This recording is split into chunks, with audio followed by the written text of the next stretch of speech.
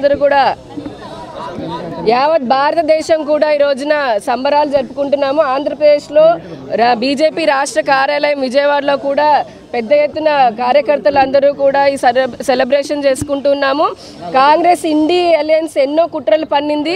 దేశవ్యాప్తంగా కూడా ప్రజలందరినీ భయభ్రాంతులకి గురి చేసి వారి మనసులో మెదడులో విషం నింపాలని చూసినప్పటికీ కూడా నరేంద్ర మోదీ గారు అలాగే మోదీకి గ్యారంటీ అంటే గడిచిన 10 సంవత్సరాల నరేంద్ర మోదీ గారి ప్రభుత్వం ప్రజలకు చేసినటువంటి సర్వీస్ కానీ గుడ్ గవర్నెన్స్ కానీ అలాగే వెల్ఫేర్ ఇవన్నీ కూడా ప్రజలని మోదీ గారిని నమ్మేటట్టుగా చేశాయి.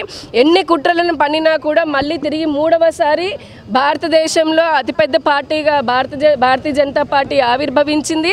అలాగే ఎన్డీఏ అలయన్స్కి మంచి మద్దతునిచ్చారు ప్రజలు. ఈ రోజున ఎన్డీఏ లీడర్ లాగా భారత ప్రధాని నరేంద్ర మోదీ గారిని ఎన్నుకుంటున్నారు. అలాగే ఆ తర్వాత ఆయన ప్రధానమంత్రి లాగా మూడోసారి మళ్ళీ ప్రమాణ స్వీకారం కూడా ఉంటుంది. ప్రపంచ దేశాధినేతలందరూ కూడా గడిచిన 2 రోజుల నుంచి కూడా నరేంద్ర మోదీ గారికి అభినందన తెలుపుతున్నారు. మొదటి నుంచి భారతీయ జనతా పార్టీ దేశ ప్రజలకు ఇచ్చినటువంటి మాట అలాగే రాష్ట్ర ప్రజలకు ఇచ్చాము వికసిత్ ఆంధ్రప్రదేశ్ వికసిత్ భారత్ అని. ఇక్కడ రాష్ట్రంలో ఎన్డీఏ అతిపెద్ద స్థానాలతో క్లీన్ స్వీప్ చేసింది.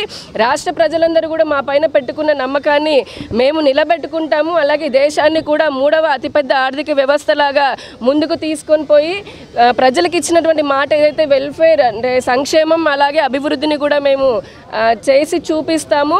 ఇదైతే సంతోషకరమైన రోజు. ఖచ్చితంగా ప్రజలందరూ కూడా మమ్మల్ని ఆశీర్వదించినందుకు వారికి అంతా రుణపడి ఉంటాము. భారత్ మాతాకి, భారత్ మాతాకి.